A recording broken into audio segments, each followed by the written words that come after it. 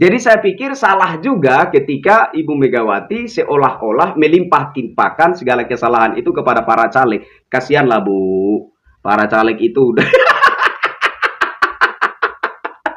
mereka udah berjuang. Bu, yang gagal itu banyak yang depresi, stres, ya. Bahkan kadang-kadang ada yang sampai gila loh, Bu. Merenungkan betapa banyak pengorbanan yang sudah mereka lakukan, tetapi gagal, ya. Nah, ini yang berhasil, yang sudah terpilih, tetapi katakanlah akan diseleksi sama Ibu Megawati.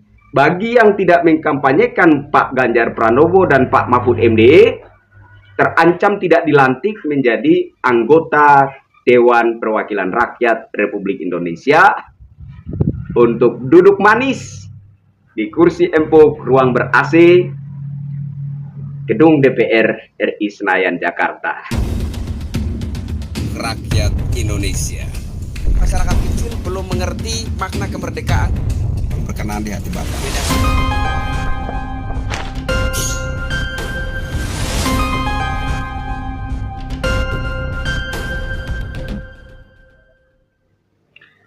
Assalamualaikum warahmatullahi wabarakatuh. Salam sejahtera, shalom, Om Swastiastu, Namo Buddhaya, salam kebajikan.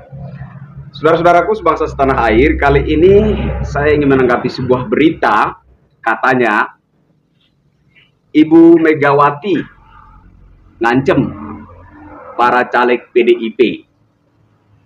Ini tindak lanjut daripada kekalahan Pak Ganjar Pranowo di Pilpres kemarin.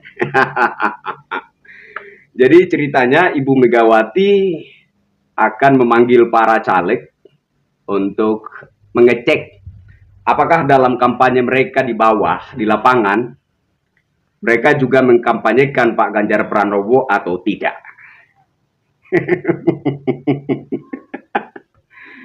Ibu Megawati bahkan mengancam bagi para caleg yang meskipun menang dalam pencoblosan, tapi kalau terbukti tidak mengkampanyekan Pak Ganjar Pranowo, maka tidak akan dilantik menjadi anggota dewan. Ini keren sekali ya, menarik sekali menurut saya. Jadi para caleg PDIP siap-siap saja. Kalau sampai kalian tidak terbukti mengkampanyekan Pak Ganjar Pranowo, maka pupus sudah harapan kalian untuk duduk di kursi empuk ruang ber-AC Gedung DPR RI Senayan, Jakarta. Tapi saya berpikir Ibu Megawati perlu mengkaji kembali niat ini, karena ini bisa menimbulkan akibat baru bagi partai PDIP. Ya, ini justru bisa menimbulkan perpecahan baru di partai PDIP. Bayangkan saja, para caleg yang sudah berjuang mati-matian, sudah mengorbankan segala-galanya, waktu, tenaga, pikiran, bahkan uang yang tidak sedikit jumlahnya, kemudian tidak dilantik jadi tidak dilantik jadi anggota DPR RI. Wow. Tapi yang menarik menurut saya adalah dalam hal ini ada yang tersirat bahwa Ibu Megawati sebenarnya sudah menyadari apa sebenarnya penyebab Pak Ganjar Pranowo kalah di Pilpres kemarin. Penyebabnya adalah banyak sekali caleg PDIP yang tidak mengkampanyekan Pak Ganjar Pranowo. Oke, saya nggak asal bicara, ini real. Ini fakta lapangan. Banyak sekali para caleg PDIP yang enggan mengkampanyekan Pak Ganjar Pranowo. Hal ini pernah dikritisi juga oleh Pak Rudi S. Kamri. Pernah dikritisi juga. Beliau menyayangkan kenapa para caleg PDIP ini terlihat tidak begitu serius mengkampanyekan Pak Ganjar Pranowo. Nah, dari sisi Pak Ganjar Pranowo dan Pak Mahfud MD sendiri, menurut saya di musim kampanye mereka tidak memanfaatkan kesempatan itu dengan maksimal untuk kampanye. Yang mereka lakukan adalah membangun narasi-narasi serangan terhadap Presiden Jokowi dan Mas Gibran Rakabuming Raka, ya kan? Itu yang seringkali muncul, itu yang seringkali kita dengar, itu yang seringkali kita lihat, ya enggak? Jadi Pak Ganjar Pranowo dan Pak Mahfud MD juga sama, minim kampanye, minim sosialisasi, menawarkan kepada masyarakat, ini kebijakan-kebijakan kami bila terpilih jadi Presiden dan Wakil Presiden Republik Indonesia. Menurut saya, kalau kita benar-benar berniat maju sebagai calon pemimpin bangsa, maka yang harus lebih masif kita lakukan adalah menawarkan kepada masyarakat kebijakan-kebijakan yang yang baik, ya, yang sekiranya menarik bagi masyarakat, yang memungkinkan masyarakat itu kemudian merasa tertarik untuk memilih kita, begitu. Tapi apa yang dilakukan oleh Pak Ganjar Pranowo dan Pak Mahfud MD? Membangun narasi serangan terhadap Presiden Jokowi. Presiden Jokowi disindir dengan isu pengkhianat, tidak beretika. Pak Mahfud MD ada acara khusus, acara tabrak prof. Apa yang kita lihat di sana, apa yang kita dengar di sana? Narasi-narasi serangan yang begitu ekstrim tertuju kepada Presiden Jokowi dan pemerintahan era ini. Minim saya lihat ada kampanye semacam sosialisasi menawarkan kepada masyarakat kebijakan-kebijakan mereka yang sekiranya lebih baik, lebih mungkin membawa bangsa ini kepada suatu kemajuan yang diharapkan oleh para leluhur bangsa dan rakyat Indonesia saat ini. Jadi saya pikir salah juga ketika Ibu Megawati seolah-olah melimpah-timpahkan segala kesalahan itu kepada para caleg. Kasihanlah Bu, para caleg itu udah mereka udah berjuang. Bu, yang gagal itu banyak yang depresi, stres, ya. Bahkan kadang-kadang ada yang sampai gila loh Bu. Merenungkan betapa banyak pengorbanan yang sudah mereka lakukan, tetapi gagal, ya. Nah, ini yang berhasil, yang sudah terpilih, tetapi katakanlah akan diseleksi sama Ibu Megawati. Bagi yang tidak mengkampanyekan Pak Ganjar Pranowo dan Pak Mahfud MD, terancam tidak dilantik menjadi anggota Dewan Perwakilan Rakyat Republik Indonesia untuk duduk manis di kursi empuk ruang ber-AC gedung DPR RI Senayan, Jakarta. Jadi saya ingin menceritakan realita di lapangan begini. Situasi kampanye belakangan, situasi kampanye yang baru saja kita lewati, kampanye Pilpres 2024, sangat jauh berbeda dengan situasi kampanye Pilpres 2014 dan 2019. Bedanya di mana? Jadi ketika kampanye Pilpres 2014 dan 2019, saya melihat ada satu keikhlasan luar biasa. Keikhlasan dari para caleg.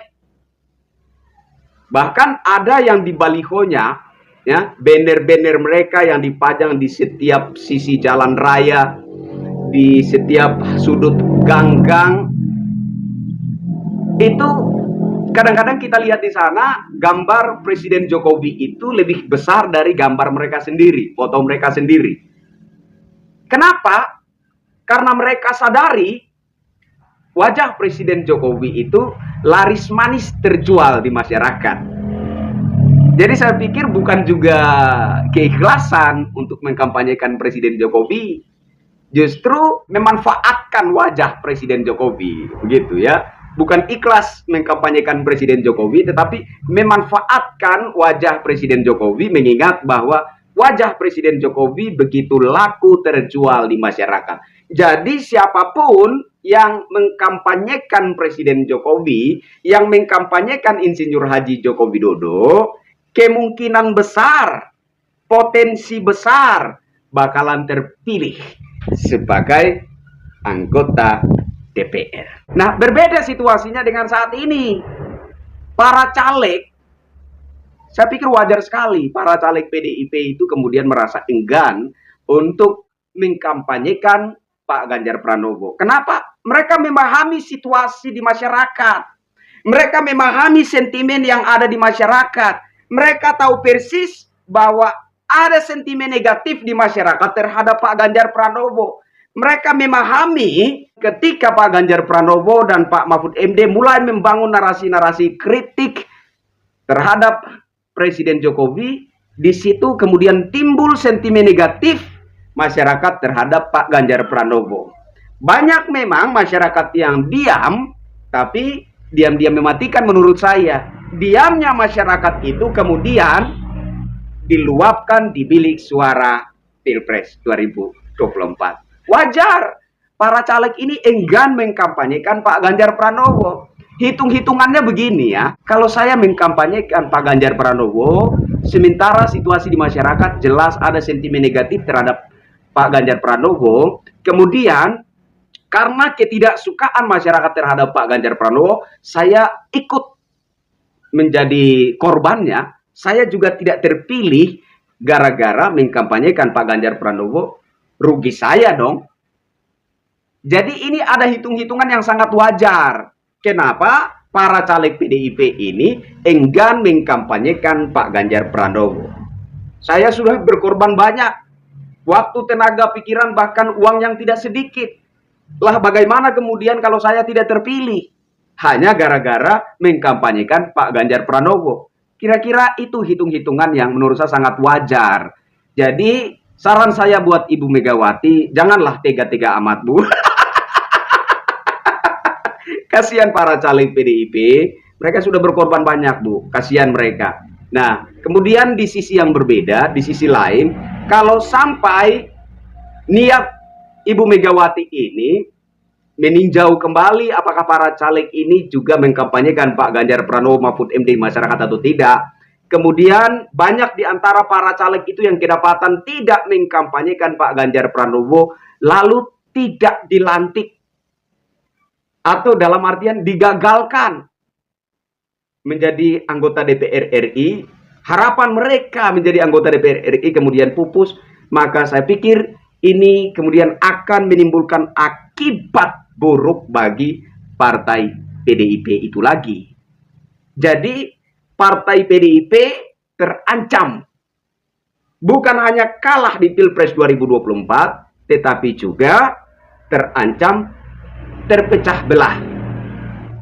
Kalau sampai niat Ibu Megawati ini dieksekusi, menggagalkan harapan-harapan para kader yang sudah ikut caleg. Nah, jadi saya pikir Ibu Megawati perlu mengkaji kembali niatnya ini. Jangan sampai, Bu, jangan sampai. Ya, jangankan 10, Bu.